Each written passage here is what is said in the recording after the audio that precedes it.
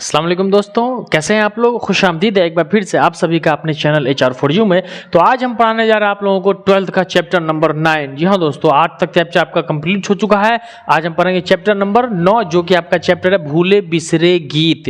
ये भूले बिसरे गीत होता क्या है, तो पुराने गानों को हम भूले बिसरे गीत यानी जिन गानों को हम गा सुन करके छोड़ चुके हैं। जैसे आपने देखा होगा ब्लैक एंड व्हाइट टीवी में गाना होता था पहले के ज़माने, है ना।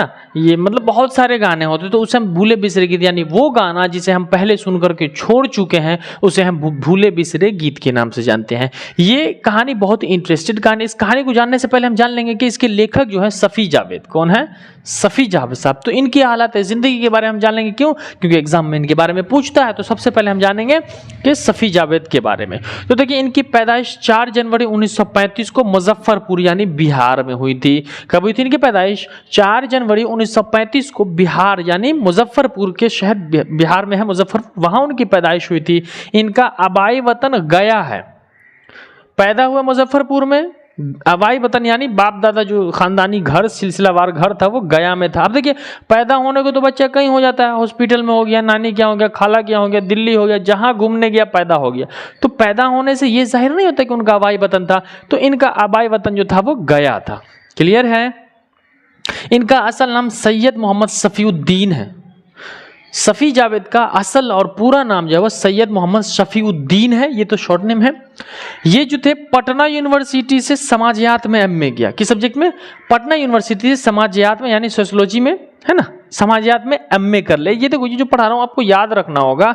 क्यों? क्योंकि ऑब्जेक्टिव में पूछ देता है, फिर कहोगे सर तो, है ना। तो पटना यूनिवर्सिटी से समाजियात में MA किया। उसके बाद कह रहे कि दरभंगा से पहला अफसाना, इनका जो पहला अफसाना निकला वो दरभंगा से निकला, आर्ट और तंबाकू नाम से। कौन नाम से? आर्ट और तंबाकू नाम से 1953 में साया हो गया। साया होने का मतलब होता है छप करके मंजर आम पर आ जाना, किताब में आ जाना। तो इनका पहला अफसाना हो गया आर्ट और तंबाकू, 1953 में साया हुआ। इनके अफसानवी मजमूए, तो मैं बार बार बता चुका हूँ, अफसानवी मजमूए का मतलब होता है किताब की शक्ल में।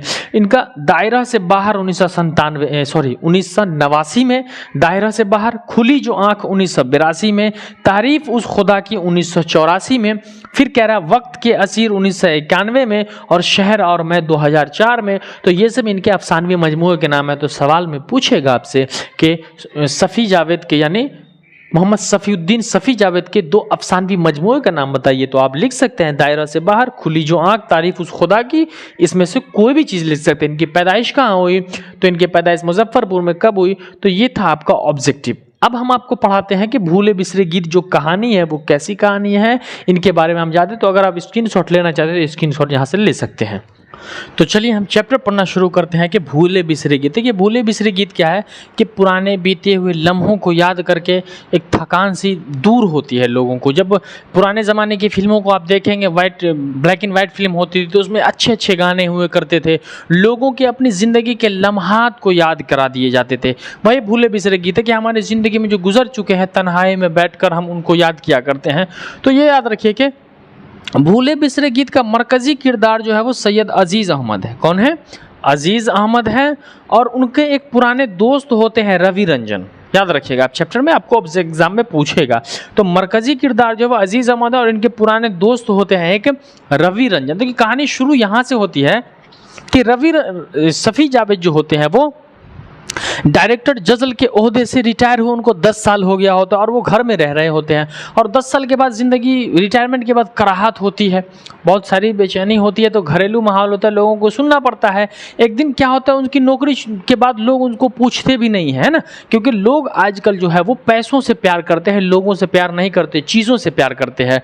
उनके मतलब कि न पूछने की वजह, पहले वो सब डायरेक्टर जजल होते थे, कहीं भी जाते लोग सैल्यूट करते थे, सलाम करते थे, मिलते थे। लेकिन धीरे धीरे धीरे उनकी पहचान खत्म होने लगी, लोगों ने सलाम करना बंद कर दिया। इनमें उनकी खुद की भी गलती थी। जब वो बाहर में गेट पे अपना नाम प्लेट पे लिखे होते, सिर्फ सैयद अजीज़ अहमद लिखे थे, ना वो डायरेक्टर जजल लिखे हुए थे, और वो कभी हराम का पैसा नहीं लेके थे, जिसकी वजह से वो गरीब रह गए। एक दिन ऐसे ही घर में वो होते हैं तो मायूस होते हैं। एक दिन घर में टीवी देखने के लिए जाते हैं तो उनका नवासा यानी टीवी में लो ऑन इंटरनेट देखता रहता है। मैंने आपके लिए लिख दिया, नवासा जो उनका टीवी में लो ऑन इंटरनेट देखता रहता है और अजीज अहमद वहाँ पर इंतजार में बैठे होते हैं कि अब हम भी न्यूज़ देखेंगे, है ना। वो बेटे नवासे से पूछते हैं कि बेटा टीवी में क्या चल रहा है, तो वो कुछ जवाब नहीं देता, सन्नाटा हो जाता है। और वो फिर पूछते हैं कि क्या होता है, तो वो लड़का कुछ जवाब नहीं देता और अजीज अहमद जो होते हैं वो गुस्सा करके बाहर आ जाता है कि बड़े तो बड़े, पैसा खत्म होने, नौकरी खत्म होने के बाद मेरे बच्चे भी मेरी इज्जत नहीं करते हैं। जब वो घर में होते हैं तो बीवी कहती है कि क्यों बैठ के डायरेक्टर जजल का अपना कंधे पर बोझ लिए फिरते, क्यों नहीं कोई नौकरी कर लेते। बेटा भी होता है वो भी कहता हाँ अम्मा तो सही कहती है, आप क्यों नहीं नौकरी कर लेते। अजीज अहमद कहते हैं कि जब मैं डायरेक्टरी जजल के ओहदे से रिटायर हुआ हूँ तो उससे छोटी नौकरी मेरे लिए मुनासिब नहीं होगा, मज़ा नहीं आएगा, हमें अच्छा ही नहीं लगेगा। इसके बाद एक दिन क्या होता है, रवि यानी अजीज़ अहमद को जो है वो एक दिन किसी दावत में बुलाया जाता है। जब वो दावत में जाते हैं तो लोग वहाँ पर मिलते हैं तो सलाम कलाम होती है, पहचानते हैं लोग, तो आहा अजीज़ साहब कैसे हैं, शेक हैंड यानी हाथ मिलाते हैं और पूछते हैं कि आजकल आप कहाँ हैं। तो अजीज़ अहमद जवाब देते हैं कि कहाँ हैं मतलब मैं यही हूँ। तो वो अगला आदमी कहता है कि नहीं नहीं, कहाँ है का मतलब आपकी पोस्ट क्या है। तो अजीज़ अहमद कहते हैं कि पोस्ट से छोड़िए ना जनाब, कुर्सी को आदमी बनाता है, कुर्सी आदमी को नहीं बनाता है। आप मुझसे मिल रहे हैं, मेरी कुर्सी से क्यों मिल रहे हैं। तो ज़िंदगी में याद रखना कि वक्त के साथ आपकी खैरियत नहीं हैसियत पूछते हैं लोग। यहाँ पर अजीज़ अहमद चुप हो जाते हैं और उदास हो जाते हैं कि लोग, हमारे पास पैसा नहीं है, हम नौकरी में नहीं तो हमारी इज्जत नहीं होती। लेकिन वहीं पर एक उनका पुराना दोस्त मिलता है, रवि रंजन। उसी शादी में इनके पुराने दोस्त मिलते हैं, रवि रंजन मिलते हैं और रवि रंजन कहते हैं, आपको तो पता है कि पुराना दोस्त मिलता है तो हंसी आ जाती है। पुराने दोस्त मिलते तो कहते हैं कि खैर छोड़ो यार, जाने दो, क्यों उन बातों को लिए हुए, इस संसार में खुशी क्यों ढूंढते हो। इस संसार में खुशी ढूंढना मतलब कि अंधेरे कमरे में काली बिल्ली को तलाशना और गर्म बर्फ की तलाश करने के मानिंद है।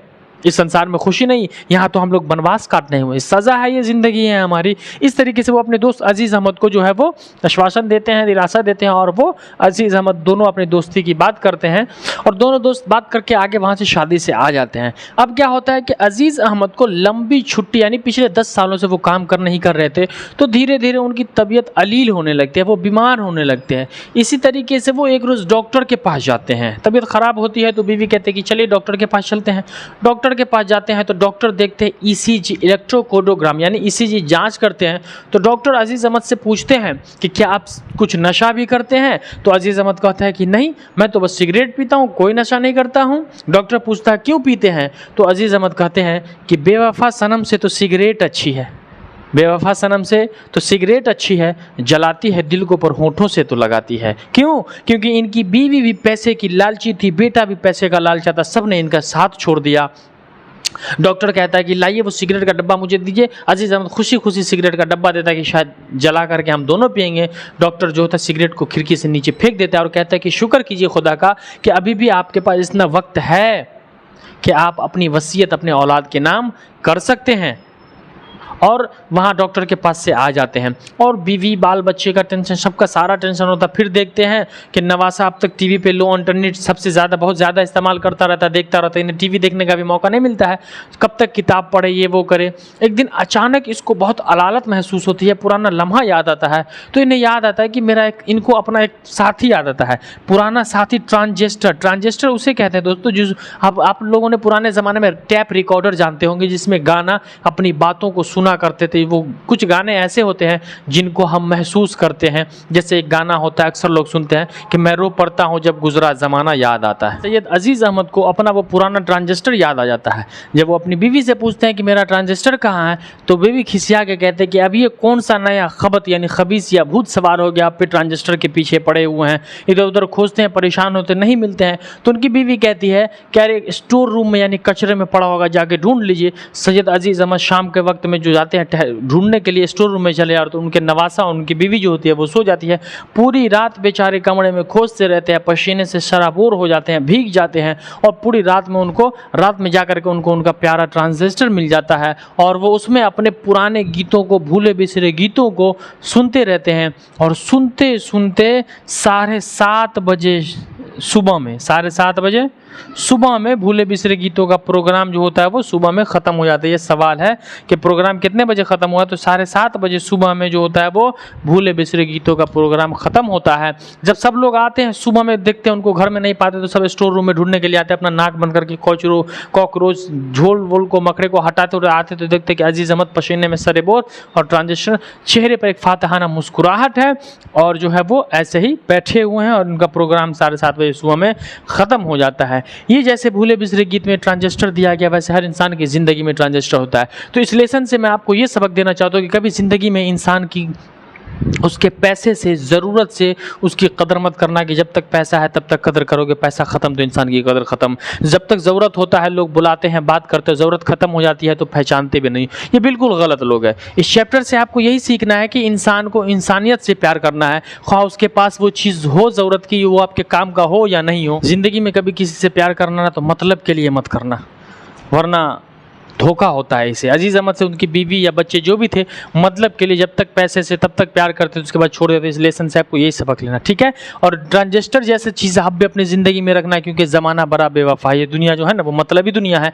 आपको भी कल कोई धोखा दे सकता है, छोड़ सकता है आपका साथ। तो आपकी ज़िंदगी में आप अपना साथी महबूबा अपने किताब को बना लो, किताब से दिल लगाओ। ये ज़माना दिल लगाने की चीज़ नहीं है, ये ज़माना बड़ा बेवफा है। तो हम इसका सवाल, क्वेश्चन आंसर आपका क्लियर करते हैं। पहला सवाल है कि सैयद अजीज अहमद किस ओहदे से सुबुकदोश हुए, तो डायरेक्टर जज़ल के ओहदे से सुबुकदोश हुए। दूसरा सवाल है इनका नवासा टेलीविजन में क्या देख रहा था, तो लो ऑन इंटरनेट देख रहा था। तीसरा सवाल है रवि रंजन कौन थे, तो रवि रंजन इनके पुराने दोस्त थे, ठीक है। अगला सवाल है इनका अपना पुराना एक साथी कौन था, इनका अपना पुराना साथी ट्रांजिस्टर था।